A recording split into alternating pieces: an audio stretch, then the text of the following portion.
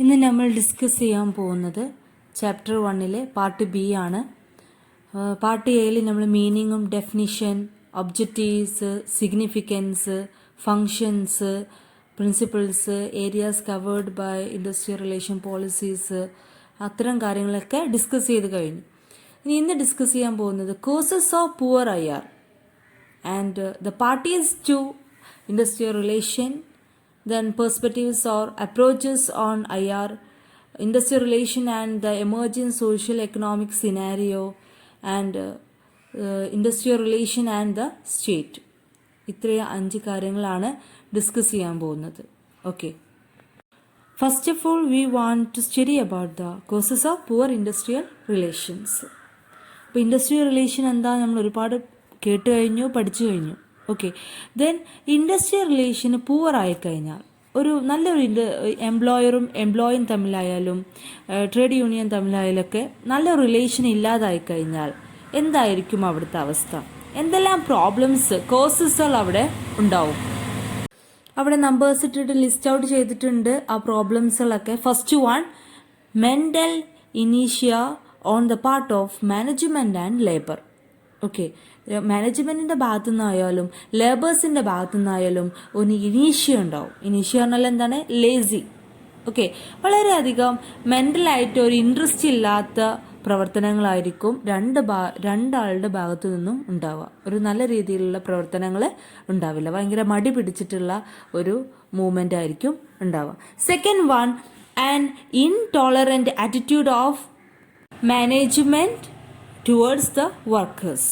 മാനേജ്മെൻറ്റിൻ്റെ intolerant ആയിട്ടുള്ള പ്രവർത്തനങ്ങളായിരിക്കും വർക്കേഴ്സിൻ്റെ മേലുണ്ടാവുക. Intolerant പറഞ്ഞാൽ എന്താ? ടോളറൻ്റ് നേരെ ഓപ്പോസിറ്റ്. ഒരു പ്രത്യേക ഒരു സഹനം ഒന്നുമില്ലാതെ ഭയങ്കര ക്രൂശമായിട്ടുള്ള, അവരെ കൺസിഡർ ചെയ്യാത്തുള്ള പ്രവർത്തനങ്ങളും ഡിസിഷൻസും ആയിരിക്കും മാനേജ്മെൻറ്റ് എടുക്കുക. കാരണം നല്ല റിലേഷൻസ് അവിടെ ഇല്ല.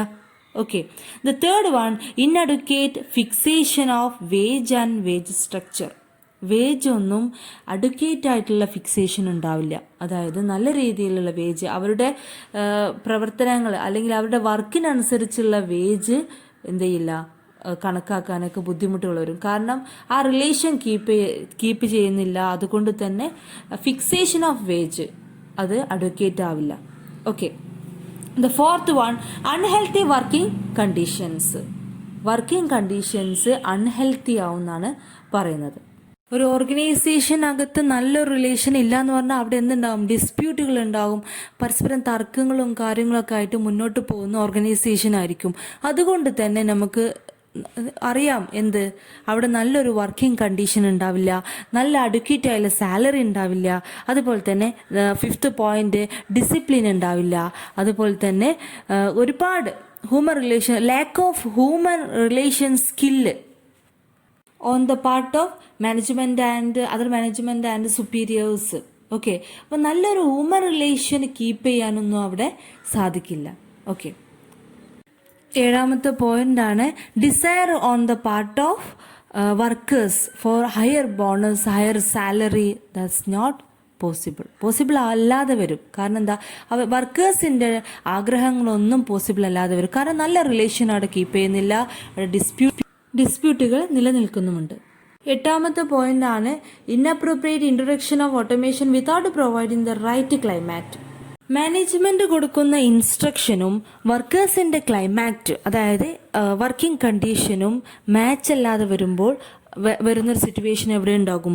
പുവർ ഇൻഡസ്ട്രിയൽ റിലേഷൻ ഉള്ളിടത്ത് ഉണ്ടാവും. അതായത് ഇൻസ്ട്രക്ഷൻസ് മേലെന്ന് വരുന്നു, പക്ഷെ അതിനനുസരിച്ചുള്ള വർക്കിംഗ് കണ്ടീഷൻസ് ഇല്ല, അല്ലെങ്കിൽ ആ സിറ്റുവേഷന് കറക്റ്റ് അല്ല. അത്ര സിറ്റുവേഷൻ എവിടെ വരും? പുവർ IRൽ വരും. അടുത്ത പോയിന്റാണ് unduly heavy work load. Lawful അല്ലാത്ത വർക്ക് ലോഡ്, അമിതമായിട്ട് വർക്ക് കൊടുക്കുന്ന സിറ്റുവേഷൻ ഉണ്ടാവും. 10th പോയിന്റാണ് inadequate welfare facilities. Welfare facilities കൊടുക്കുന്നതിലൊക്കെ പ്രോപ്പർ അല്ലാതെ വരും. ഇത്രയും കാര്യങ്ങളാണ് കോസസുകൾ. അടുത്ത നമുക്ക് പഠിക്കാനുള്ളത് the parties to industrial relations. ആരൊക്കെ ചേർന്നതാണ് ഈ ഇൻഡസ്ട്രിയൽ റിലേഷൻ ഉണ്ടാക്കുന്നത്? ആരൊക്കെയാണ് അതിനകത്ത് ഉൾപ്പെട്ട ആളുകൾ എന്നതിനെ കുറിച്ചാണ് നമുക്ക് പഠിക്കാനുള്ളത്. അതിനകത്ത് 6 പോയിന്റ്സുകളാണ് പഠിക്കാനുള്ളത്. First one, trade union. നമുക്കെല്ലാവർക്കും അറിയാം ട്രേഡ് യൂണിയൻ അതിൻ്റെ ഒരു പാർട്ടാണ്. ഓക്കെ, എന്താണ് ട്രേഡ് യൂണിയൻ എന്ന് പറയുന്നത്? The trade union has indicated by Freeman and Medoff provide workers with a collective voice to make their wishes known to management. മാനേജ്മെൻറ്റിനെ പല കാര്യങ്ങളും മനസ്സിലാക്കി കൊടുക്കാൻ വേണ്ടി വർക്കേഴ്സിൻ്റെ ഇടയിൽ ഉണ്ടാവുന്ന ഒരു യൂണിയനാണ് ദ ട്രേഡ് യൂണിയൻ.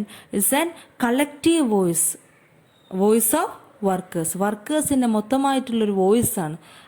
അവരുടെ എല്ലാ കാര്യങ്ങളും അറിയിക്കാനുള്ള ഒരു സംഘടനയാണ് trade union. Trade union 2 role കൈകാര്യം ചെയ്യുന്നുണ്ട്. First one, to secure collective bargaining. Collective bargain ചെയ്യുന്നതിലൂടെ അവർ സെക്യൂരിറ്റി ഉറപ്പുവരുത്തുകയും അതുപോലെ തന്നെ to provide protection, support, advice to their members as individual employees. ഓരോ ഇൻഡിവിജ്വൽസിനെയും അവർക്ക് പ്രൊട്ടക്ഷനും സപ്പോർട്ടും അഡ്വൈസും നൽകുന്നതും ട്രേഡ് യൂണിയൻ്റെ ഒരു റോളിൻ്റെ ഒരു ഭാഗമാണ്. ഓക്കെ, അതുപോലെ വേജിൻ്റെ കാര്യം സംസാരിക്കാൻ വർക്കിംഗ് ഹവേഴ്സ്, ഹോളിഡേയ്സ്, പേയ്മെൻറ്റ്സ്, ഇത്തരം കാര്യങ്ങളൊക്കെ ട്രേഡ് യൂണിയൻ ചർച്ച ചെയ്യുന്നു. അടുത്തതായി നമുക്ക് പഠിക്കാനുള്ളത് ഷോപ്പ് സ്റ്റേവാർഡ്സ് ആണ്. ഷോപ്പ് സ്റ്റേവാർഡ്സ് പറഞ്ഞാൽ എംപ്ലോയീസ് റെപ്രസെൻറ്റേറ്റീവ്സ് ആണ്. നമുക്കറിയാം ഒരു ക്ലാസ് റൂമിനൊക്കെ റെപ്രസെൻറ്റേറ്റീവ്സ് ഇല്ലേ, അതുപോലെ തന്നെ എംപ്ലോയീസിൻ്റെ ഇടയിലും റെപ്രസെൻറ്റേറ്റീവ്സ് ഉണ്ടാവും. അവരെ റെപ്രസെൻറ്റ് ചെയ്ത് സംസാരിക്കുക, അവരുടെ ഏത് കാര്യവും മുന്നോട്ട് കൊണ്ടുവരാനൊക്കെ അവരെ കൊണ്ട് സാധിക്കും. അപ്പോൾ എംപ്ലോയീസ് റെപ്രസെൻറ്റേറ്റീവ്സും ട്രേഡ് ഇൻഡസ്ട്രിയൽ റിലേഷൻ്റെ ഒരു ഭാഗമാണ്. ഓക്കെ, നല്ല റിലേഷൻ കീപ്പ് ചെയ്യാനും ഒക്കെ ഷോപ്പ് സ്റ്റേവേർഡ്സുകൾ ഒരു ഭാഗമായി തീരുന്നു.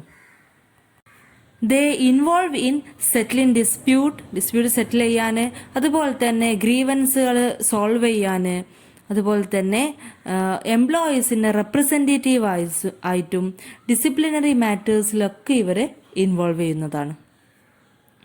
അടുത്ത് പഠിക്കാനുള്ളത് സ്റ്റാഫ് അസോസിയേഷൻ ആണ്. സ്റ്റാഫ് അസോസിയേഷൻ നമുക്കറിയാം ഒരു എംപ്ലോയീസിൻ്റെ അല്ലെങ്കിൽ വർക്കേഴ്സിൻ്റെ ഒരു അസോസിയേഷനാണ് എന്ത് സ്റ്റാഫ് അസോസിയേഷൻ എന്ന് പറയുന്നത്. അപ്പോൾ മാനേജ്മെൻറ്റ് പല സമയത്തൊക്കെ sometimes encourage the development of staff അസോസിയേഷനെ എൻകറേജ് ചെയ്യാറൊക്കെ ഉണ്ട്. പിന്നെ ട്രേഡ് യൂണിയൻ്റെ സ്ഥാനത്ത് കൊണ്ടുവന്നിട്ട് പ്രവർത്തനങ്ങളൊക്കെ നടത്താറുണ്ട്. ഒരു സ്റ്റാഫ് അസോസിയേഷൻ ഉണ്ടാക്കിയിട്ട് അങ്ങനെ പ്രവർത്തനങ്ങളൊക്കെ നടത്താറുണ്ട്. ചില സമയത്ത് അതൊന്നും പോസിബിൾ ആയിക്കോണമെന്നില്ല. ട്രേഡ് യൂണിയൻ്റെ സ്ഥാനത്ത് ട്രേഡ് യൂണിയന് വേണ്ടി വന്നേക്കും. ഓക്കെ, അപ്പോൾ സ്റ്റാഫ് അസോസിയേഷൻ എന്ന് പറഞ്ഞാൽ ഒരുപാട് വർക്കേഴ്സിൻ്റെ ഒരു അസോസിയേഷനാണ് എന്ത് സ്റ്റാഫ് അസോസിയേഷൻ. എന്തിനു വേണ്ടിയാണ്? അവരുടെ നമ്മൾ നേരത്തെ പറഞ്ഞ ട്രേഡ് യൂണിയൻ്റെയും ഷോപ്പ് സ്റ്റേവേർഡ്സിൻ്റെ ഒക്കെ പ്രവർത്തനങ്ങൾ തന്നെയാണ് സ്റ്റാഫ് അസോസിയേഷനും ഉള്ളത്. അടുത്ത് നമുക്ക് പഠിക്കാനുള്ള മാനേജ്മെൻ്റ് ആണ്. മാനേജ്മെൻറ്റ് പറഞ്ഞാൽ അറിയാം ഒരു ഇൻഡസ്ട്രിയൽ റിലേഷനിലെ ഒരു വലിയൊരു പാർട്ട് വഹിക്കുന്ന ഒരാളാണെന്ത് മാനേജർ ഓർ മാനേജ്മെൻറ്റ്. ഓക്കെ, ഒരു ഓർഗനൈസേഷനകത്ത് എപ്പോഴും ഡിസ്പ്യൂട്ടുകളൊന്നും ഇല്ലാതെ മുന്നോട്ട് പോകാൻ വേണ്ടി ആഗ്രഹിക്കുന്ന ഒരു വ്യക്തിയാണ് മാനേജേഴ്സ്. ഒരു ട്രേഡ് യൂണിയൻ ആയാലും അതുപോലെ തന്നെ സ്റ്റാഫ് അസോസിയേഷൻ ആയാലും ഒക്കെ അവരെന്താണ് ഒരു എംപ്ലോയീസിൻ്റെ ഭാഗത്ത് നിന്ന് കൊണ്ട് അവരുടെ പ്രശ്നങ്ങൾ തീർക്കാനാണ് ശ്രമിക്കുക. പക്ഷെ ഒരു മാനേജറുടെ കേസാണെങ്കിലോ എംപ്ലോയീസിൻ്റെ ഭാഗം മാത്രമല്ല ഓർഗനൈസേഷൻ്റെ ഭാഗം കൂടിയും നോക്കിയിട്ടാണ് എല്ലാ കാര്യങ്ങളും തീരുമാനമെടുക്കുന്നതും. 2 ഭാഗങ്ങളും ഒരു ഓർഗനൈസേഷനും മോശമില്ലാത്ത രീതിയിൽ ഒരു എംപ്ലോയിക്കും മോശമില്ലാത്ത രീതിയിൽ മുന്നോട്ട് കൊണ്ടുപോകാനായിരിക്കും ഒരു മാനേജ്മെൻറ്റ് ശ്രമിക്കുക. അപ്പോൾ അതുകൊണ്ട് തന്നെ മാനേജ്മെൻറ്റ് വലിയൊരു പ്രാധാന്യം തന്നെ ഇൻഡസ്ട്രി റിലേഷനകത്ത് വഹിക്കുന്നുണ്ട്. What are the objectives of A management in industrial relations? അപ്പോൾ നല്ല റിലേഷൻ കീപ്പ് ചെയ്യാൻ വേണ്ടി എന്തെല്ലാം ലക്ഷ്യങ്ങളായിരിക്കും ഒരു മാനേജ്മെൻറ്റിന് ഉണ്ടായിരിക്കുക? അതിൽ 4 പോയിന്റ്സ് ഇവിടെ തന്നിട്ടുണ്ട്. First one, control the work process. എല്ലാ വർക്കുകളും കൺട്രോൾ ചെയ്യുക, നല്ല രീതിയിൽ കൺട്രോൾ ചെയ്യുക. അതുപോലെ തന്നെ സെക്യൂർ കോസ്റ്റ് എഫക്റ്റീവ്നെസ്. കോസ്റ്റ് എപ്പോഴും കുറഞ്ഞ രൂപത്തിൽ കാര്യങ്ങൾ മുന്നോട്ട് കൊണ്ടുപോവുക. മൂന്നാമത്തതാണ് റീഅസേർട്ട് മാനേജീരിയൽ അതോറിറ്റി. മാനേജ്മെൻറ്റിൻ്റെ അതോറിറ്റികൾ എപ്പോഴും ഉറപ്പുവരുത്തി അതിൻ്റെ എല്ലാ വശങ്ങളും ലോഫുള്ളായിട്ട് കൈകാര്യം ചെയ്യാം. 4ാമത്തെ പോയിൻ്റാണ് move towards a more unitary and individualistic approach. നല്ലൊരു ഐക്യത്തോടു കൂടിയുള്ള ഒരു സമീപനം മുന്നോട്ട് കൊണ്ടുവരിക. ഓക്കെ, നല്ല രീതിയിൽ എല്ലാവരും ഒരുമിച്ച് പ്രവർത്തിക്കുന്ന രൂപത്തിൽ എല്ലാതും കൺട്രോൾ ചെയ്ത് നല്ല രീതിയിൽ കൊണ്ടുപോവുക. ഇത്രയും കാര്യങ്ങൾ മാനേജ്മെൻറ്റ് ശ്രദ്ധിക്കേണ്ടതുണ്ട്. അടുത്ത നമുക്ക് പഠിക്കാനുള്ളത് എംപ്ലോയേഴ്സ് ഓർഗനൈസേഷൻസ്. ഇൻഡസ്ട്രിയൽ റിലേഷൻ്റെ ഒരു ഭാഗമാണ് ആര്? Employers organisation or employers association. നമ്മൾ നേരത്തെ പഠിച്ച ഷോപ്പ് സ്റ്റെവേർഡും അതേപോലെ തന്നെ സ്റ്റാഫ് അസോസിയേഷനൊക്കെ എംപ്ലോയിയുടെ വർക്ക് ചെയ്യുന്ന എംപ്ലോയിയുടെ അസോസിയേഷൻസ് ആയിരുന്നു അല്ലേ. ഇവിടെ പഠിക്കുന്നത് എംപ്ലോയറുടെ അസോസിയേഷന്, മാനുഫാക്ചറിങ് റീറ്റെയിലേഴ്സ് ഒക്കെ അവരുടെയൊക്കെ അസോസിയേഷന്, അതും ഇതിൻ്റെ ഒരു ഭാഗമാണ്. നല്ല റിലേഷൻ കീപ്പ് ചെയ്യാനും നല്ല തീരുമാനങ്ങൾ എടുക്കാനും ഒക്കെ അതിൻ്റെ ഭാഗമായിട്ട് ഇവരും വരുന്നു. ഓക്കെ, അതാണ് employers organisation or association. Okay, അടുത്ത ലാസ്റ്റ് പഠിക്കാനുള്ളത് എംപ്ലോയ്മെൻറ്റ് ട്രിബ്യൂണലാണ്. Employment tribunal are the independent judicial ബോഡിയാണ്. ഓക്കെ, അവിടെ ഒരുപാട് കാര്യങ്ങൾ ഡീൽ ചെയ്യുന്നുണ്ട്. ഡിസ്പ്യൂട്ടുകൾ ഓൺ എംപ്ലോയ്മെൻറ്റ് മാറ്റേഴ്സ്, അതുപോലെ തന്നെ ഡിസ്മിസൽ, അൺഫെയർ ഡിസ്മിസൽ, അങ്ങനെ അൺഫെയർ ആയിട്ട് ആരെയും ഡിസ്മിസൽ ചെയ്യുന്നുണ്ടെങ്കിൽ അത്, ഈക്വൽ ആയിട്ടുള്ള പേയ്മെൻറ്റിനെ കുറിച്ച്, അതേപോലെ സെക്സ് ആൻഡ് റേസ് ഡിസ്ക്രിമിനേഷൻ എന്ത് ചെയ്യുന്നുണ്ടെങ്കിൽ അതിൻ്റെ കേസുകൾ, അത്തരം എംപ്ലോയ്മെൻറ്റിനെ പ്രൊട്ടക്ഷൻ പ്രൊവിഷൻസ് കാര്യങ്ങളൊക്കെ അവിടെ ഡിസ്കസ് ചെയ്യുന്നുണ്ട്. അടുത്ത നമുക്ക് പഠിക്കാനുള്ളത് ഇൻഡസ്ട്രിയൽ റിലേഷൻ്റെ അപ്രോച്ചസുകളാണ് ഓർ പെർസ്പെക്റ്റീവ്സ്. ഓക്കെ, ഇത് എപ്പോഴും എക്സാമിന് വരുന്നൊരു ക്വസ്റ്റ്യൻ ആണ്, അപ്പോൾ നന്നായി ശ്രദ്ധിക്കുക. 8 അപ്രോച്ചുകളാണുള്ളത്. First one unitary perspective or unitary approach. നല്ലൊരു സഹകരണത്തോടു കൂടിയുള്ള സമീപനമാണ് ഇത് യൂണിറ്ററി അപ്രോച്ച് എന്ന് പറയുന്നത്. അപ്പോൾ നല്ലൊരു സഹകരണം, അതായത് പിന്നെ രണ്ടുപേരുടെയും ഇൻട്രസ്റ്റ് ഒരുപോലെയാണ്. അതായത് എംപ്ലോയിയുടെയും എംപ്ലോയറുടെയും താല്പര്യങ്ങൾ കോമൺ ഇൻട്രസ്റ്റാണ് രണ്ടുപേർക്കുള്ളത്. അതുപോലെ തന്നെ രണ്ടുപേരും പ്രവർത്തിക്കുന്നത് ഗ്രോത്ത് ഓഫ് ഓർഗനൈസേഷൻ്റെ ഗ്രോത്താണ് ഈ രണ്ടുപേരുടെയും ലക്ഷ്യം. അതുകൊണ്ട് തന്നെ അവിടെ there need not exist any conflict. അങ്ങനെ ഒരു തർക്കങ്ങളുടെയോ പ്രശ്നങ്ങളുടെയോ ഒന്നും ആവശ്യങ്ങളും കാര്യങ്ങളൊന്നും അവിടെ വരുന്നില്ല. രണ്ടുപേർക്കും, എംപ്ലോയർക്കായാലും എംപ്ലോയിക്കായാലും രണ്ടുപേർക്കും കംഫർട്ടായിട്ടുള്ള വർക്കിംഗ് സിറ്റുവേഷനാണ് അവിടെ ഉള്ളത്. അപ്പോൾ ഭയങ്കര ഒരു ഹാർമണിയോട് കൂടി, ഭയങ്കര ഒരു യൂണിറ്റിയോട് കൂടി ഒക്കെ സമീപിക്കുന്ന രണ്ടുപേരും, എംപ്ലോയർ ആയാലും എംപ്ലോയി ആയാലും അത്തരം ഒരു സമീപനത്തോട് കൂടിയുള്ള ഒരു ഓർഗനൈസേഷനകത്തുള്ള സമീപനമാണ് യൂണിറ്ററി അപ്രോച്ച്. എന്തെങ്കിലും ഡിസ്പ്യൂട്ടുകൾ ഉണ്ടാവുകയാണെങ്കിൽ തന്നെ അത് അവർ തമ്മിൽ തന്നെ ഒത്തുതീർപ്പാക്കുന്ന രൂപത്തിലാണ് ആ ഒരു സമീപനം യൂണിറ്ററി അപ്രോച്ച് കിടക്കുന്നത്. സെക്കൻഡ് അപ്രോച്ചാണ് പ്ലൂറിസ്റ്റിക് അപ്രോച്ച്. യൂണിറ്ററി അപ്രോച്ചിനകത്ത് എല്ലാവരും ഒന്നാണ്, എല്ലാവർക്കും ഒരു ഉദ്ദേശങ്ങളാണുള്ളത്, എല്ലാവരും ഒരുപോലെ പ്രവർത്തിക്കണം, അങ്ങനെയൊക്കെ ഒരു മെൻറ്റാലിറ്റി ആയിരുന്നു അല്ലേ. എന്നാൽ പ്ലൂറിസ്റ്റിക് അപ്രോച്ചിനകത്ത് അങ്ങനെയല്ല. എല്ലാവരും ഓരോരോ ഗ്രൂപ്പുകളാണ്, ഡിഫറെൻറ്റ് ഗ്രൂപ്പുകളാണ് ഒരു ഓർഗനൈസേഷനകത്തുള്ളത്. ഒരു ഓർഗനൈസേഷൻസ് ഒരുപാട് എംപ്ലോയീസ് ഉണ്ട്, ഒരുപാട് മാനേജേഴ്സ്, ഒരുപാട് സൂപ്പർവൈസേഴ്സ്, അങ്ങനെ ഒരുപാട് ഗ്രൂപ്പ് ഓഫ് പേഴ്സൺസ് ഉണ്ട്. അവരുടെയൊക്കെ ഒബ്ജക്റ്റുകളും താല്പര്യങ്ങളും സ്റ്റൈലുകളൊക്കെ ഡിഫറെൻ്റാണ്. അപ്പോൾ അത്തരം ഒരു കാഴ്ചപ്പാടാണ് പ്ലൂറിസ്റ്റിക് അപ്രോച്ച്. ഓക്കെ, ഇതിനകത്ത് നിങ്ങൾക്ക് ഒരുപാട് ടേമുകൾ കാണാൻ കഴിയും. ഡൈവേർജൻറ്റ് സബ് ഗ്രൂപ്പുകൾ, ഒരുപാട് ഡിഫറെൻറ്റ് ക്യാരക്ടറുള്ള ഓരോ ഗ്രൂപ്പുകളാണ് ഒരു ഓർഗനൈസേഷനകത്തുള്ള. ഒരുപാട് ഗ്രൂപ്പുകളുണ്ട്, ഒരുപാട് പേഴ്സൺസ് ഉണ്ട്, ഒരുപാട് ഇൻട്രസ്റ്റ് ഉള്ള ആളുകളുണ്ട്, പല താല്പര്യങ്ങളോട് കൂടി, പല സ്റ്റൈലോട് കൂടി, പല ഒബ്ജക്റ്റോട് കൂടിയുള്ള ആളുകളുടെ ഒരു ഒത്തുചേരലാണ് ഒരു ഓർഗനൈസേഷൻ. അതുകൊണ്ട് തന്നെ അവിടെ പ്ലൂറിസ്റ്റിക് അപ്രോച്ചിനകത്ത് പറയുന്നത് തർക്കങ്ങൾ ഉണ്ടാവും, തീർച്ചയായും ഉണ്ടാവും. ഡിഫറെൻറ്റ് ഗ്രൂപ്പുകളായിട്ടുള്ള ആളുകളായതുകൊണ്ട് തന്നെ തർക്കങ്ങൾ ഉണ്ടാവുമെന്നാണ് ഈ ഒരു അപ്രോച്ചിനകത്ത് പറയുന്നത്. കോൺഫ്ലിക്റ്റ് ഈസ് ഇന്നെവിറ്റബിൾ ആണ്, ഒഴിച്ചുകൂടാൻ പറ്റാത്തതാണ്. ഈ ഒരു അപ്രോച്ചിനകത്ത് ട്രേഡ് യൂണിയന് വളരെ അധികം ഒരു പങ്കുണ്ട്. കാരണം എംപ്ലോയീസിൻ്റെ കാര്യങ്ങളെല്ലാം, എംപ്ലോയീസിൻ്റെ ആയാലും എംപ്ലോയറുടെ ആയാലും ഒക്കെ കാര്യങ്ങളെല്ലാം, ഡിസ്പ്യൂട്ടുകൾ, തർക്കങ്ങൾ തീർക്കാനും ഒക്കെ ഒരു ലെജിസ്ലേറ്റീവായിട്ട് പ്രവർത്തിക്കുന്നത് ട്രേഡ് യൂണിയനാണ് ഇവിടെ. ഓക്കെ, മൂന്നാമത്തെ അപ്രോച്ചാണ് മാർക്സിസ്റ്റിക് അപ്രോച്ച്. ഓക്കെ, ഈ ഒരു അപ്രോച്ചിനകത്ത് പറയുന്നത് ഡിവിഷൻ ഓഫ് സൊസൈറ്റിയാണ്. ഒരുപാട് കോൺഫ്ലിക്റ്റ് ഉള്ള ഒരു അപ്രോച്ച്, ഒരു സമീപനമാണ്. മാനേജേഴ്സിൻ്റെ ഇടയിലായാലും വർക്കേഴ്സിൻ്റെ ഇടയിലൊക്കെ ആയാലും ഒരു വളരെ കോൺഫ്ലിക്റ്റ് ഉണ്ടാക്കുന്ന ഒരു സമീപനമാണ് ഒരു മാർക്സിസ്റ്റിക് അപ്രോച്ച് ഓർ റാഡിക്കൽ അപ്രോച്ച് എന്ന് ഇതിനെ പറയാറുണ്ട്. ഓക്കെ, അപ്പോൾ എന്തുകൊണ്ടാണ് ഇവിടെ കോൺഫ്ലിക്റ്റ് ഉണ്ടാവുന്നത്? Division of society, rich and poor എന്നുള്ള ആ ഒരു ഡിവിഷൻ ഓർഗനൈസേഷനകത്ത് ഉണ്ട്. അപ്പോൾ അതിനനുസരിച്ചുള്ള മൂവ്മെൻറ്റുകളാണ് എല്ലതും നടക്കുന്നത്. അതുകൊണ്ട് തന്നെ കോൺഫ്ലിക്റ്റ്, ഡിസ്പ്യൂട്ട് ഒക്കെ ഉണ്ടാവും, ഗ്രീവൻസ് ഒക്കെ ഉണ്ടാവും. അപ്പോൾ ഇവിടെ മെയിനായിട്ട് നടക്കുന്നത് കുറഞ്ഞ വേജിൽ കൂടുതൽ വർക്കേഴ്സിനെ കൊണ്ട് ചെയ്യിപ്പിക്കുന്ന ഒരു മനോഭാവമാണ് ഇവിടെ ഉള്ളത്. The conflict are the product of capitalistic society.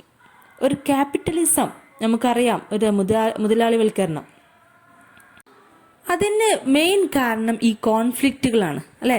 നമ്മൾ വർക്കേഴ്സിന് തൃപ്തികരമല്ലാത്ത സിറ്റുവേഷൻസ് ഉണ്ടാവുക, അങ്ങനെ കോൺഫ്ലിക്റ്റുകളും ഗ്രീവൻസുകളൊക്കെ ഉണ്ടാവുമ്പോഴാണ് ക്യാപിറ്റലിസം അതിൻ്റെ ഒരു പ്രൊഡക്റ്റാണ്. കോൺഫ്ലിക്റ്റ് എന്താണ്? ക്യാപിറ്റലിസത്തിൻ്റെ ഒരു പ്രൊഡക്റ്റാണ് അല്ലേ. ക്യാപിറ്റലിസത്തിൻ്റെ പ്രവർത്തനങ്ങൾ ഉണ്ടായത് കൊണ്ടാണ് കോൺഫ്ലിക്റ്റുകൾ ഉണ്ടാവുന്നത്.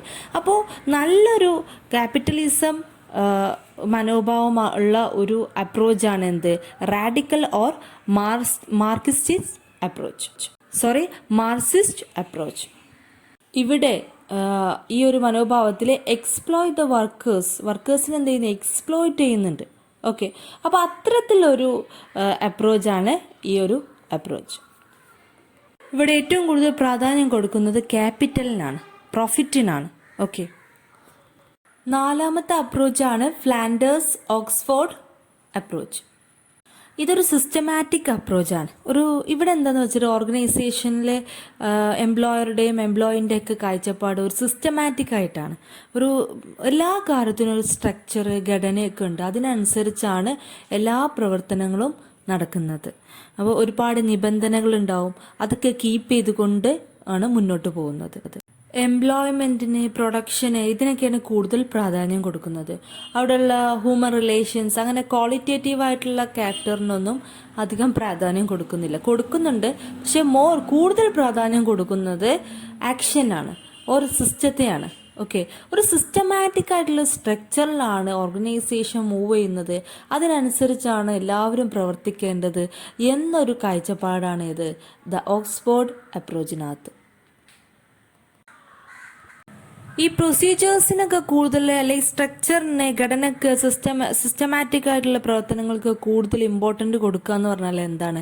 ഇപ്പോൾ ഒരു ടീച്ചിങ് ആയാലും ഏതൊരു പ്രവൃത്തിയായാലും, ഇപ്പോൾ ഒരു ഓർഗനൈസേഷൻ്റെ പ്രൊഡക്ഷൻ നടത്തുന്നുണ്ട്, സെയിൽസ് നടത്തുന്നുണ്ട്, ഒക്കെ നടത്തുന്നുണ്ട്. പക്ഷെ അതിനൊക്കെ ഒരു സ്ട്രക്ചർ ഉണ്ടാവും. ആ സ്ട്രക്ചറിനനുസരിച്ചായിരിക്കണം എല്ലാ മൂവ്മെൻറ്റും ചെയ്യേണ്ടത്. ഇനി ഓർഗനൈസേഷനകത്ത് എന്തെങ്കിലും ഡിസ്പ്യൂട്ടുകളോ ഗ്രീവൻസ് ഒക്കെ ഉണ്ടാവുകയാണെങ്കിൽ അത് എങ്ങനെ തീർക്കണം എന്നുള്ളതും ആദ്യം തന്നെ ഡിഫൈൻ ചെയ്ത് സ്ട്രക്ചറാക്കി വെച്ചിട്ടുണ്ടാവും. അപ്പോൾ അതിലൂടെ വേണം അതൊക്കെ തീർക്കാൻ. ചിലപ്പോൾ ഇതിൻ്റെ ഒരു മെയിൻ ഡ്രോബാക്കാണത്. പലപ്പോഴും ആ ഒരു സ്ട്രക്ചറിൽ തന്നെ തീർക്കാൻ കഴിഞ്ഞോണമെന്ന് വരില്ല. ഓക്കെ, അപ്പോൾ ഇത്രയാണ് ഓക്സ്ഫോർഡ് അപ്രോച്ച്. അഞ്ചാമത്തെ അപ്രോച്ചാണ് the industrial sociology approach. Oxford approach നമ്മൾ ഒരു ഓർഗനൈസേഷൻ്റെ ഘടന, സ്ട്രക്ചർ അനുസരിച്ച്, അവിടുത്തെ രീതികൾക്കനുസരിച്ചായിരുന്നു വാല്യൂ ചെയ്തിരുന്നത്. പക്ഷേ ഇൻഡസ്ട്രിയൽ സോഷ്യോളജി അപ്രോച്ച് സൊസൈറ്റിയുടെ ബേസിലാണ്, സൊസൈറ്റി ബിഹേവിയറിൻ്റെ ഒക്കെ ബേസിലാണ് നമ്മൾ നോക്കിക്കാണുന്നത്. അപ്പോൾ ഇതിനകത്ത് ഒരു ഓർഗനൈസേഷനകത്തുള്ള ഓരോ വ്യക്തികളുടെയും എഡ്യൂക്കേഷണൽ ബാക്ക്ഗ്രൗണ്ട്, ഫാമിലി ബ്രീഡിങ്, അതായത് പാരമ്പര്യം, ഇമോഷൻസ്, ലൈക്കും ഡിസ്ലൈക്കുകളൊക്കെ, അപ്പോൾ അത്തരം കാര്യങ്ങളൊക്കെ ഇവിടെ കൺസിഡർ ചെയ്യുന്നുണ്ട് ഈ ഒരു അപ്രോച്ചിനകത്ത്. ഈ ഒരു അപ്രോച്ച് ബേസ് ചെയ്യുന്നത് ഡിഫറെൻറ്റ് ബിഹേവിയർ ഇൻ കമ്മ്യൂണിറ്റിയാണ്. ഓരോ കമ്മ്യൂണിറ്റിയിലും ഓരോരോ ബിഹേവിയറിൽ നിന്നുള്ള ആളുകളാണ് ഒരു ഓർഗനൈസേഷനകത്ത് കൂടിച്ചേരുന്നത്. അതുകൊണ്ട് തന്നെ അവിടെ കോൺഫ്ലിക്റ്റുകൾ ഉണ്ടാവാം എന്നുള്ളൊരു തീമാണ് ഈ ഒരു സോഷ്യോളജി അപ്രോച്ച്. കോൺഫ്ലിക്റ്റുകൾ ഉണ്ടാകുന്ന സമയത്ത് ഓരോ ആളുകളുടെയും ബാക്ക്ഗ്രൗണ്ട്, ഇമോഷണൽ ബാക്ക്ഗ്രൗണ്ട്, അത്തരം സോഷ്യൽ ബിഹേവിയറുകളൊക്കെ കൺസിഡർ ചെയ്തിട്ട് വേണം ആ കോൺഫ്ലിക്റ്റുകൾ തീർക്കാൻ എന്നൊരു കാഴ്ചപ്പാടും കൂടി ഇതിനകത്ത് ഉണ്ട്. 6ാമത്തെ പോയിന്റാണ് Henry Sanders action theory approach. ഇതൊരു സിസ്റ്റം അപ്രോച്ചാണ്. Just like the Oxford approach ഒരു സിസ്റ്റം അപ്രോച്ച് ആയിരുന്നല്ലോ, ഒരു സ്ട്രക്ചർ ആയിട്ട് പോകുന്ന ഒരു അപ്രോച്ച് ആയിരുന്നല്ലോ. അതുപോലെ തന്നെ ഒരു അപ്രോച്ചാണ് ആക്ഷൻ തിയറി അപ്രോച്ച്. ഓക്കെ, അപ്പോൾ എല്ലാ കാര്യത്തിനും ഒരു ഫ്രെയിം വർക്ക് ഉണ്ടാവും. അതിനകത്ത് നിന്നുകൊണ്ടായിരിക്കണം എല്ലാ ഓപ്പറേഷൻസും ചെയ്യേണ്ടത്. അപ്പോൾ ഒരു കോൺഫ്ലിക്റ്റ് ഉണ്ടെങ്കിലും അത് മെയിനായിട്ട് ഇവിടെ ബാർഗെയിനിങ്ങിലൂടെയാണ് ഏതൊരു കോൺഫ്ലിക്റ്റും സോൾവ് ചെയ്യുന്നത്. Bargaining has a mechanism for the resolution of the conflict. Okay, 7ാമത്തെ പോയിന്റാണ് the human relation approach. Keith Davis വളരെ വ്യക്തമായിട്ട് എന്താണ് ഹ്യൂമൻ റിലേഷൻ അപ്രോച്ച് എന്ന് പറഞ്ഞിട്ടുണ്ട്. The integration of people into a work situation that motivates them to work together productively, cooperatively and with economic, psychological and social satisfaction. ഒരു ഓർഗനൈസേഷനകത്തുള്ള human behaviours, human relations ഒക്കെ keep ചെയ്തുകൊണ്ട് മുന്നോട്ട് പോകുന്ന ഒരു കാഴ്ചപ്പാടാണിത് human relation approach എന്ന് പറയുന്നത്. അവിടെ എന്താണ്, ഓരോ പീപ്പിൾസിനും, അത് മാനേജേഴ്സ് ആവട്ടെ വർക്കേഴ്സ് ആവട്ടെ ആർക്കായാലും നല്ലൊരു വർക്കിംഗ് കണ്ടീഷൻ, അവരുടെ ബിഹേവിയറിനൊക്കെ എല്ലാ ബിഹേവിയറും ക്വാളിറ്റേറ്റീവ് ക്യാരക്ടേഴ്സൊക്കെ കൺസിഡർ ചെയ്തുകൊണ്ട് നല്ല വർക്കിംഗ് കണ്ടീഷൻ ഉണ്ടാവുകയും അതിനനുസരിച്ച് അവിടെ നല്ലൊരു കോപ്പറേഷനും പ്രൊഡക്ടിവിറ്റിയും പിന്നെ എക്കണോമിക്കലായിട്ടും സൈക്കോളജിക്കലായിട്ടും ഒക്കെ സാറ്റിസ്ഫാക്ഷനൊക്കെ അവിടെ ലഭിക്കുന്നുണ്ട്. Last and 8th approach is Gandhian approach. Faith in goodness of men. ഇവിടെ ട്രസ്റ്റിന്, ട്രൂത്തിന്, നോൺ വയലൻസിന് ഇതിനൊക്കെ കൂടുതലും ഇമ്പോർട്ടൻസ് കൊടുക്കുന്നുണ്ട്. Each individual worker has a human being. അത്തരൊരു മെൻറ്റാലിറ്റിയിൽ തന്നെയുള്ള സമീപനം, അത് എംപ്ലോയറുടേതായാലും എംപ്ലോയിൻ്റേതായാലും അത് നല്ലൊരു വർക്കിംഗ് കണ്ടീഷൻ ക്രിയേറ്റ് ചെയ്യും. അപ്പോൾ ഈ ഒരു അപ്രോച്ച് ഒരു ഗാന്ധിയൻ തിയറിൻ്റെ ബേസിലാണ് പോകുന്നത്. ഓക്കെ, അപ്പോൾ ഇനി അടുത്ത് നമുക്ക് പഠിക്കാനുള്ളത് IR and the emerging social economic scenario. Industrial റിലേഷനകത്ത് വന്ന പുതിയ ട്രെൻഡ്സുകൾ എന്തൊക്കെയാണ്, അതായത് ഓർഗനൈസേഷനകത്ത് റിലേഷൻസ് കീപ്പ് ചെയ്യാൻ വേണ്ടി അഡോപ്റ്റ് ചെയ്യാൻ പറ്റിയ പുതിയ ട്രെൻഡുകൾ എന്തൊക്കെയാണ്. ഇതിനകത്ത് ഫസ്റ്റ് വരുന്ന പോയിന്റാണ് ഗ്ലോബലൈസേഷൻ. നമുക്കെല്ലാവർക്കും അറിയാവുന്നതാണ് ഗ്ലോബലൈസേഷൻ റിലേഷൻസ് കൂട്ടുന്നൊരു ഇന്നോവേഷനാണ് അല്ലേ. ഗ്ലോബലൈസേഷന് മാർക്കറ്റ് പ്ലേസിലൊക്കെ ചേഞ്ച് വരുത്തിയിട്ടുണ്ട്. അവിടുത്തെ മാർക്കറ്റ് പ്ലേസുകളിലെ ഓപ്പറേഷൻസിലൊക്കെ ചേഞ്ചുകൾ വരുത്തിയിട്ടുണ്ട്. The right product at the right price and time എന്ന ആ ഒരു ഇന്നോവേറ്റീവ് തീം കൊണ്ടുവരുന്നത് ഗ്ലോബലൈസേഷനാണ്. Industrial relation within the organisation എന്നുള്ള ആ ഒരു കാഴ്ചപ്പാട് കുറച്ചും കൂടി ബെറ്റർ ആക്കിയിട്ട് ചിന്തിക്കാൻ തുടങ്ങിയ ഇവിടെ ഗ്ലോബലൈസേഷൻ ചെയ്യുന്നതിലൂടെ. ഓക്കെ, അങ്ങനെ HRM ഹ്യൂമൻ റിസോഴ്സ് മാനേജ്മെൻറ്റ് എന്നുള്ള ആ ഒരു തീമൊക്കെ കൊണ്ടുവന്നു. അതിൻ്റെയൊക്കെ റിസൾട്ടോട് കൂടി നമ്മളുടെ ഇൻഡസ്ട്രിയൽ റിലേഷൻ്റെ ആ നേച്ചർ തന്നെ ചേഞ്ച് ആയിപ്പോയി, കുറച്ചും കൂടി ഇമ്പ്രൂവ് ആയി കഴിഞ്ഞു. ഇൻഡസ്ട്രിയലൈസേഷനും എക്കണോമിക് ഡെവലപ്മെൻറ്റ്, ഓരോ റീജിയൻ്റെയും എക്കണോമിക് ഡെവലപ്മെൻറ്റിനൊക്കെ ഇമ്പോർട്ടൻ്റ് കൊടുക്കാൻ തുടങ്ങി. അതുപോലെ തന്നെ ഓരോ എംപ്ലോയേഴ്സും has a force drive economic changes. ഓരോ ടെക്നോളജിപരമായിട്ടുള്ള എന്ത് ചേഞ്ചസ് ആയാലും അതൊക്കെ അഡോപ്റ്റ് ചെയ്യാനും, കാരണം നമ്മൾ കോമ്പറ്റീറ്റ് ചെയ്യുന്നത് വേൾഡിലാണ്. ഓക്കെ, so new technology is building inter-enterprise network around the world. Okay, അപ്പോൾ ലോകത്തുള്ള പല ഏരിയകളിൽ നിന്നുള്ള എൻ്റർപ്രൈസുകൾ തമ്മിൽ കണക്റ്റ് ആവാൻ തുടങ്ങി.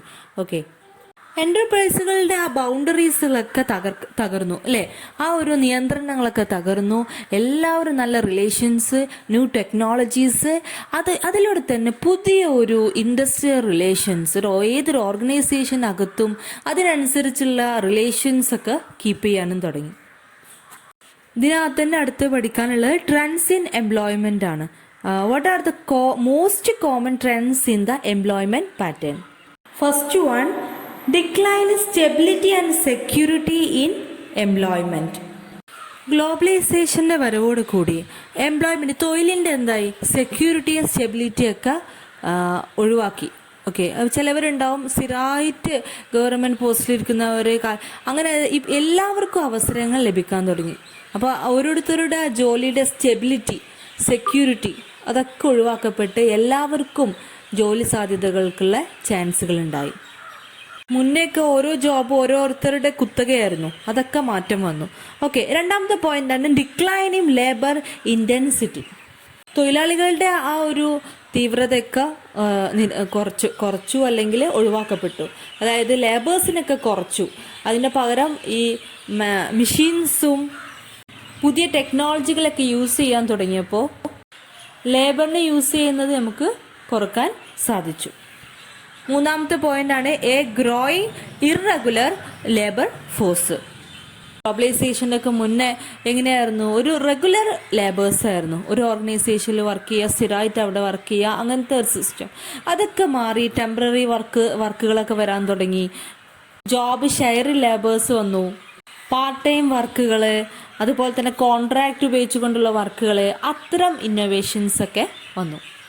അടുത്ത point decline influence of trade union. Trade യൂണിയന്റെ ഇൻഫ്ലുവൻസ് ഒക്കെ ഒഴിവാക്കാൻ സാധിച്ചു. അടുത്ത last point decline in mutual commitment. Mutual commitment ഒക്കെ ഒഴിവാക്കാൻ സാധിച്ചു. അതായത് 1 person 1 സ്കിൽ 1 ജോബ് 1 കമ്പനി, ഒരു കമ്പനിനകത്ത് ഒരു ജോബ് അങ്ങനെ ചെയ്യുന്ന ആ ഒരു കുത്തകമായിട്ടുള്ള ആ ഒരു സ്ഥിതി, അതിലൊക്കെ മാറ്റം വരുത്താൻ സാധിച്ചു.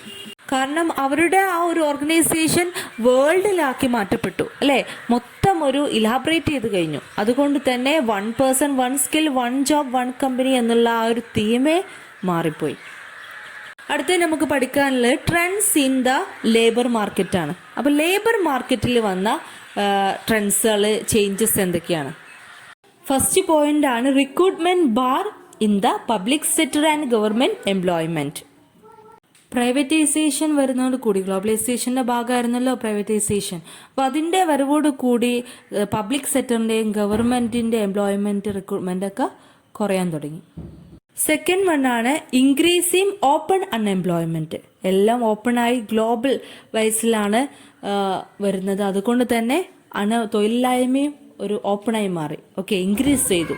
കാരണം ഈ ഗ്ലോബലൈസേഷൻ വന്നതോട് കൂടി പ്രൈവറ്റൈസേഷൻ വരുന്നു, പിന്നെ അതുപോലെ തന്നെ ഇൻഡസ്ട്രിയലൈസേഷൻ വരുന്നു. അപ്പോൾ അവിടെയൊക്കെ മെഷീൻ്റെ ഉപയോഗം കൂടുന്നു, ടെക്നോളജി വരുന്നു. അതുകൊണ്ട് തന്നെ അൺഎംപ്ലോയ്മെൻറ്റും വർദ്ധിക്കുന്നു. മൂന്നാമത്തെ പോയിന്റ് ആണ് ഗ്രോയിങ് കാഷ്വലൈസേഷൻ ആൻഡ് കോൺട്രാക്ച്വലൈസേഷൻ ഓഫ് ലേബർ. ആ സെയിം പോയിന്റ് നമ്മൾ മേലെ മൂന്നാമത്തെ സീല്, ആ സീനകത്ത് എക്സ്പ്ലെയിൻ ചെയ്തിരുന്നു, A growing irregular labour force. Okay, അതായത് ഈ ടെമ്പററി വർക്കുകൾ അല്ല പാർട്ട് ടൈം വർക്കുകൾ, അത്തരം കാഷ്വൽ ആയിട്ടുള്ള വർക്കുകളൊക്കെ ഇൻക്രീസ് ചെയ്യാൻ തുടങ്ങി. അതായത് കോൺട്രാക്ട് ബേസിലുള്ള വർക്കുകൾ, ആ സെയിം പോയിന്റ് മേലെ ഞാൻ എക്സ്പ്ലെയിൻ ചെയ്തു. ജോബ് ഷെയറിംഗ് ലേബേഴ്സ്, ടെമ്പററി വർക്കുകൾ, പാർട്ട് ടൈം വർക്കുകൾ, അത്തരം വർക്കുകളൊക്കെ ഗ്രോ ചെയ്യാൻ തുടങ്ങി. ഡി, നാലാമത്തെ പോയിന്റ് ആണ് falling employment elasticities. Okay, employment elasticity കുറയാണ്. അതായത് എംപ്ലോയ്മെന്റ് ഇലാസ്റ്റിറ്റി എന്ന് പറഞ്ഞാൽ എംപ്ലോയ്മെന്റ് ഏതൊരു വർക്ക് ചെയ്യാനുള്ള ഒരു സ്വാതന്ത്ര്യം ഉണ്ടല്ലോ, അത് കുറവാണ്. കാരണം അൺഎംപ്ലോയ്മെന്റ് കൂടുതലാണ്, കോമ്പറ്റീഷൻ കൂടുതലാണ്. അതുകൊണ്ട് തന്നെ നമ്മൾ ഏതൊരു സിറ്റുവേഷനിലും വർക്ക് ചെയ്യേണ്ട ഒരു അവസ്ഥ നമുക്ക് വരും. അപ്പോൾ ഇപ്പോൾ പല വർക്ക് ചെയ്യുന്ന ആളുകളെ നിങ്ങൾക്ക് കാണാൻ സാധിക്കും, 10 മണിക്കും 12 മണിക്കൊക്കെ വർക്ക് ചെയ്യാറുണ്ട് അല്ലേ. അപ്പോൾ എന്താണ്, അവരുടെ ആ ഒരു സ്വാതന്ത്ര്യം, അവർക്ക് അവരുടേതായിട്ടുള്ള ചിട്ടയിലൊന്നും വർക്ക് ചെയ്യാൻ പറ്റില്ല. ചിലപ്പോൾ സെയിം വർക്ക് അമേരിക്കയിലുള്ള ഏതെങ്കിലും വർക്കായിരിക്കും ചെയ്യുന്നുണ്ടാവുക. അപ്പോൾ അവിടുത്തെ ടൈം നോക്കേണ്ടി വരും. അങ്ങനെ നമുക്ക് സെൽഫായിട്ടുള്ള സ്വാതന്ത്ര്യമൊക്കെ നഷ്ടപ്പെടും. ഒരു മൊത്തമായിട്ടുള്ള ഒരു മാർക്കറ്റിംഗ് ആയിരിക്കും വരിക. അടുത്ത പോയിന്റാണ് എമർജൻസ് ഓഫ് ഗ്ലോബൽ ചേഞ്ചസ്. നമ്മളുടെ ഒരു ഗ്ലോബലൈസേഷൻ്റെ ഒരു മീനിങ് തന്നെയാണ് അത് പറയുന്നത്.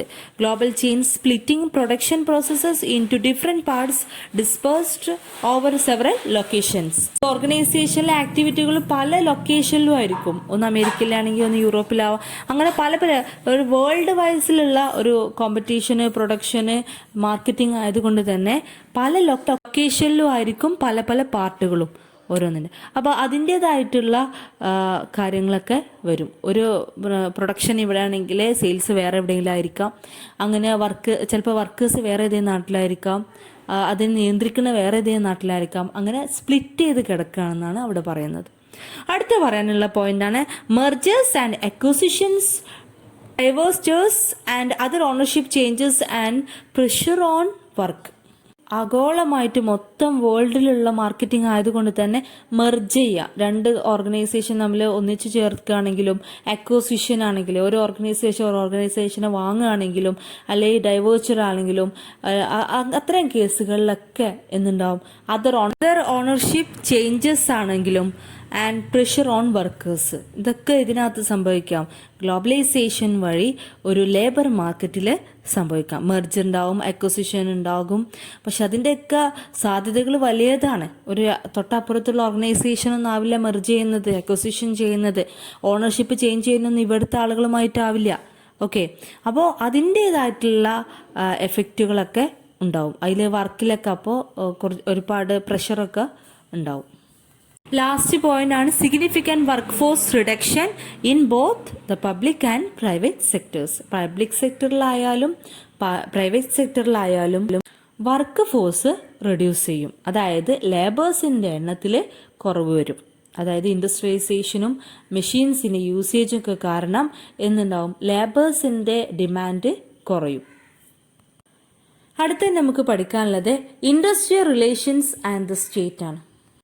ഒരു ഇൻഡസ്ട്രിയലിനകത്തുള്ള റിലേഷൻ കീപ്പ് ചെയ്യാൻ വേണ്ടി സ്റ്റേറ്റിന് എന്തെല്ലാം റോളുണ്ട് അതിനെക്കുറിച്ചാണ് ഇവിടെ പറയുന്നത്.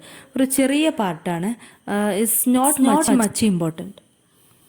ഇന്ത്യയെ പോലുള്ള ഡെവലപ്പിംഗ് എക്കണോമിൻ്റെ കേസിൽ ഡിസ്പ്യൂട്ടുകളൊക്കെ സെറ്റിൽ ചെയ്യുക, അതുപോലെ തന്നെ ക്ലൈംസൊക്കെ സെറ്റിൽ ചെയ്യുക, അത്തരം കേസുകളൊക്കെ ഭയങ്കര സീരിയസ് ആയിട്ടുള്ള ഒന്നാണ്.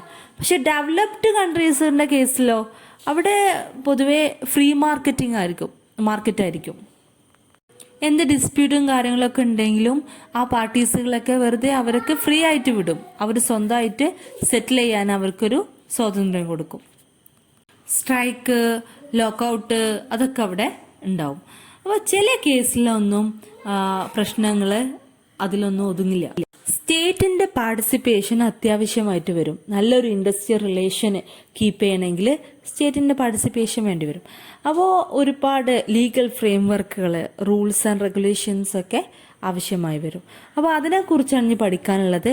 ഇപ്പോൾ അടുത്ത വീഡിയോയിൽ നമുക്കത് ചർച്ച ചെയ്യാം. Legal frame work of industrial relations. Okay.